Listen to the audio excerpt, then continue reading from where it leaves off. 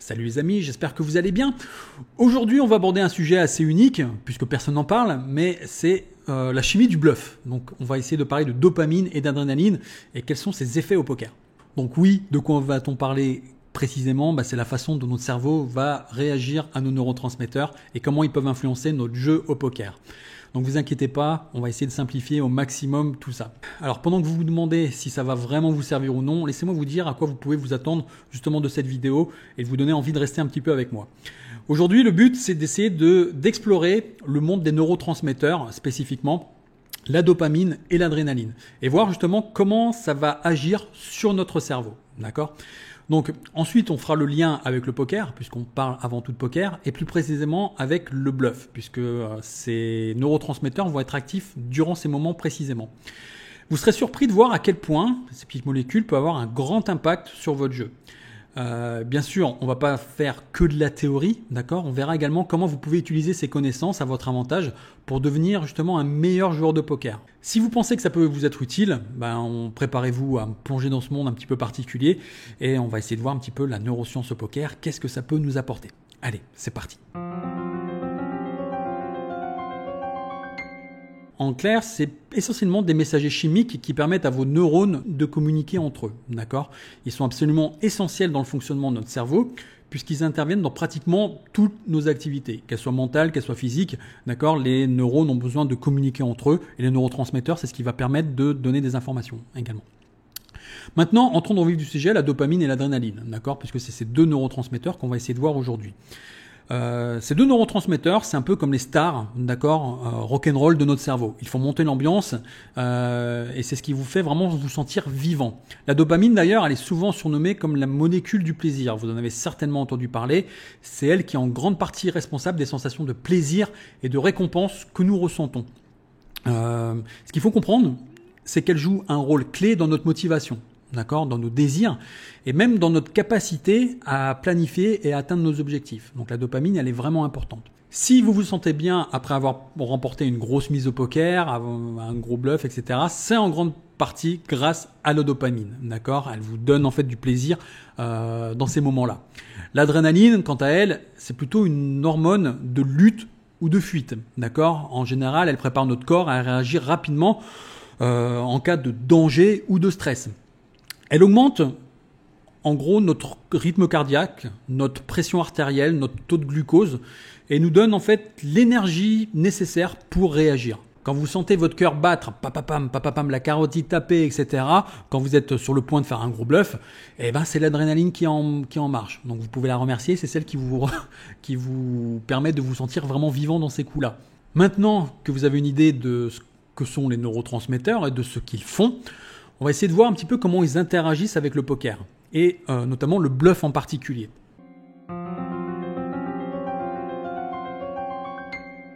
Alors on va commencer par parler de l'adrénaline, d'accord ? Comme je vous disais, c'est une sorte de réponse de combat ou de fuite qui est un vieux mécanisme biologique qui se déclenche lorsqu'on se retrouve dans une situation stressante ou potentiellement dangereuse, d'accord ? Ces situations qui sont vraiment très très courantes au poker.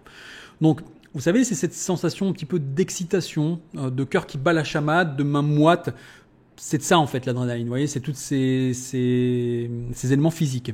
Au poker, la montée d'adrénaline peut nous pousser aussi à bluffer, à prendre des risques, à vouloir dominer la table. Alors vous l'avez certainement vu lors de vos parties, mais il y a des moments, il y a des joueurs qui bluffent avec des mains où il ne faudrait pas bluffer. La plupart du temps, on va se dire que c'est un problème technique, et souvent ça l'est, c'est vrai, il y a un problème technique qui vient en ligne de compte, mais ça n'est pas que ça. Ça vient également justement des problèmes d'adrénaline, puisque comme je vous le disais, c'est un mécanisme de défense, justement quand on commence à se sentir en danger ou quand on commence à être dans une situation inconfortable, l'adrénaline en fait commence à monter pour avoir une réponse à cela, et des fois les joueurs justement vont bluffer des mains pour répondre un petit peu à l'attaque et se défendre. Donc l'adrénaline est responsable aussi de temps en temps de ces situations-là. On va parler maintenant de sa petite sœur, la dopamine, donc qui est également assez connue. C'est la dopamine, comme je vous disais, elle est appelée hormone du plaisir, hormone de la récompense. Elle joue justement un rôle crucial dans cette sensation de récompense et d'accomplissement. Quand vous réussissez un beau bluff, votre cerveau, qu'est-ce qu'il va faire ? Il libère une bonne dose de dopamine qui va vous faire vous sentir bien, satisfait, et qui renforce l'envie de reproduire justement cette sensation. Le problème, c'est qu'on est addict à ces sensations-là. On aime se sentir au-dessus, plus fort à une table de poker. Et encore une fois, ça peut être une excellente chose, ok, mais ça peut aussi amener à bluffer de manière irréfléchie, juste pour le frisson, le plaisir du jeu ou l'ego, au risque de perdre gros malheureusement, d'accord. Donc ça, c'est vraiment important de le prendre en compte, c'est que parfois, on réfléchit pas et on fait un bluff, et ça vous est déjà arrivé, hein, j'imagine plein de fois. Moi, ça m'est arrivé en tout cas pas mal de fois. Et ben, c'est la dopamine souvent est responsable aussi de ces actions-là. Ce qui est important de comprendre, c'est que notre cerveau n'est pas toujours notre meilleur ami à la table de poker. D'accord ? Donc, comme on l'a vu, l'adrénaline et la dopamine, parfois, peuvent nous conduire à prendre des décisions qui peuvent être impulsives.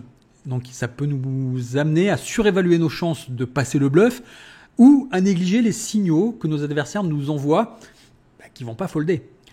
Donc là, la clé, c'est la conscience de soi. La capacité à reconnaître justement ces processus sont en cours et prendre du recul par rapport à ça. C'est pas parce que vous ressentez l'envie de bluffer que vous devez absolument le faire.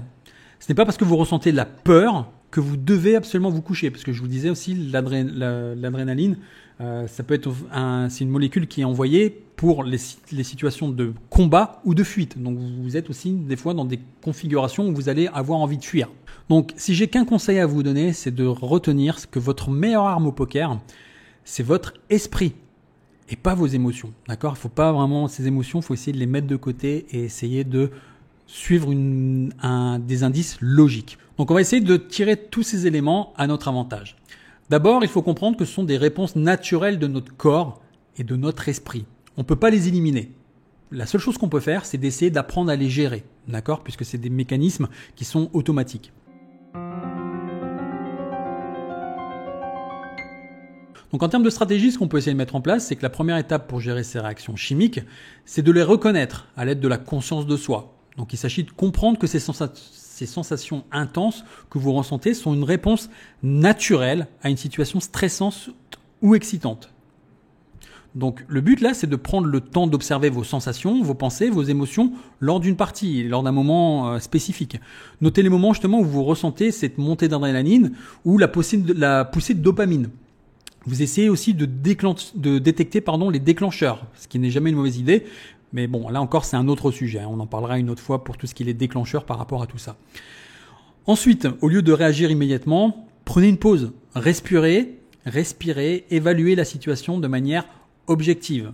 Quand je dis respirer, je parle de respiration profonde, de vraiment s'écouter et respirer. Et ce qui permet d'aider à atténuer un petit peu ces poussée d'adrénaline et ça permet en fait de le faire descendre un petit peu tout ça, d'accord ? Donc la respiration profonde, c'est vraiment quelque chose qui est très important. Cette sensation de faire rentrer l'air dans vos poumons, sortir, etc. Quand vous êtes attentif à ça, ça vous permet aussi de revenir au moment présent. Donc ça, c'est également intéressant dans ces moments-là. Donc voilà, vous pouvez déjà apaiser un peu le niveau d'adrénaline dans ces moments-là et aussi apaiser votre esprit en même temps. Concernant la dopamine, il y a quelque chose que vous devez vous rappeler dans ces moments-là, c'est que le poker est un jeu à long terme. Chaque main, chaque bluff réussi ou chaque bluff manqué va avoir une incidence sur vos résultats, mais surtout sur votre bankroll, d'accord, sur vos gains. Donc l'idée, c'est de ne pas laisser les pics de plaisir à court terme vous détourner de votre stratégie à long terme.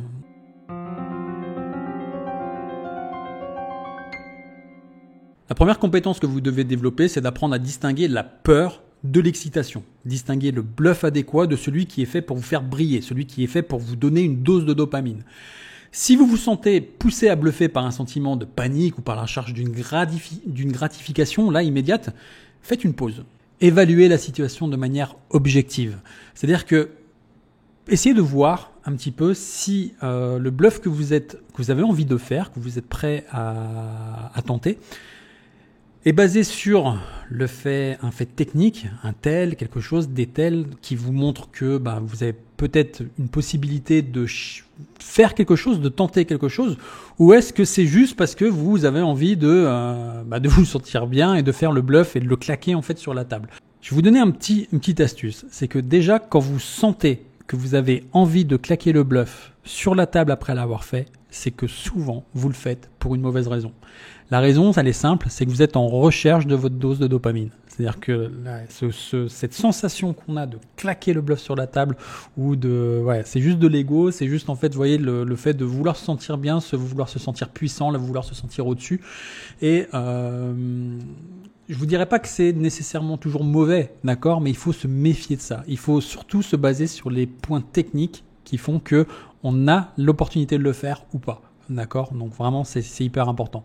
Et juste déjà vous posez cette question-là, pourquoi vous voulez faire le bluff? Et juste avoir ce détecteur, ce déclencheur, ok, je veux claquer le bluff sur la table, il y a peut-être un problème quelque part. Quand je vous dis ça, c'est tout simplement qu'il faut que vous soyez conscient que votre cerveau peut être un adversaire redoutable, d'accord? Il peut vraiment vous mener à la perte par moment et il peut vous pousser à faire des choses juste pour la recherche de bonnes sensations. Donc méfiez-vous-en. Mais la bonne nouvelle, c'est que vous pouvez le dompter. Plus vous connaissez comment il fonctionne, plus vous avez cette capacité en fait à maîtriser tout ça. Mais ce qui est crucial de comprendre, c'est que la dopamine et l'adrénaline peuvent vraiment biaiser votre perception et justement avoir une incidence sur votre prise de décision. Lorsque nous nous sentons bien ou excités, on a plus tendance justement à prendre des risques et à minimiser les dangers qui sont potentiels. D'accord ? Donc ça, il faut le comprendre. Quand on se sent bien et qu'on est en confiance, on est plus dans cette optique-là. Mais à l'inverse, lorsque nous sommes stressés ou anxieux, on a plus tendance à surestimer les menaces. D'accord ? Donc à folder des choses qu'on ne devrait pas. Pour moi, vraiment, c'est essentiel d'apprendre à reconnaître ses biais et à se rappeler qu'ils ne reflètent pas toujours la réalité objective de la situation. Ça rejoint un peu tout ce que je vous dis régulièrement, qu'on est en fait soumis à de la distorsion justement de réalité, etc. par le biais en fait de notre prise d'information, la distorsion, de l'omission, carrément on élimine en fait des informations et c'est important de comprendre tout ça. Voilà les amis, je pense que la vidéo est suffisamment longue, donc maintenant que vous êtes armés de ces connaissances, j'espère que vous allez les utiliser pour prendre le dessus sur vos adversaires et surtout sur vos propres tendances à bluffer de manière inappropriée. D'accord ? N'oubliez pas, observez-vous, prenez des pauses, faites des analyses après les parties ou même juste après un moment où vous avez senti un petit peu ces éléments-là. Utilisez les techniques de relaxation, soyez attentifs à tout ce qui se passe à la table et vous verrez que normalement ça devrait bien se passer. N'oubliez pas de cliquer sur le petit bouton j'aime si vous avez apprécié la vidéo et de vous abonner à la chaîne pour ne rien manquer des futures vidéos. À la prochaine et rappelez-vous, comme au poker comme dans la vie, c'est vous qui menez le jeu les amis. Ciao.